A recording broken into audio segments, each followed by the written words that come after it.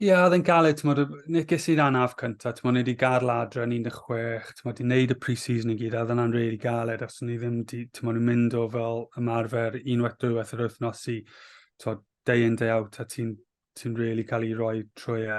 So ni wedi dod trwy hynna gyd, a fi'n cofio cael yr anaf cyntaf wythnos cyn i'r tymor dechrau.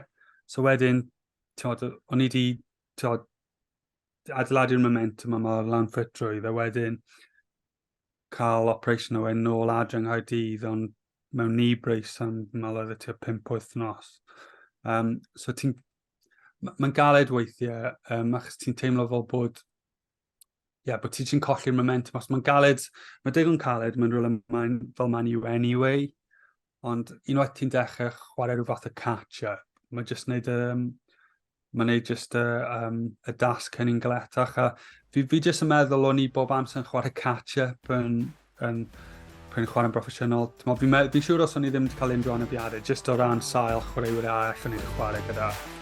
Fysa fi wedi cael bywoliaeth eitha da yn y gêm.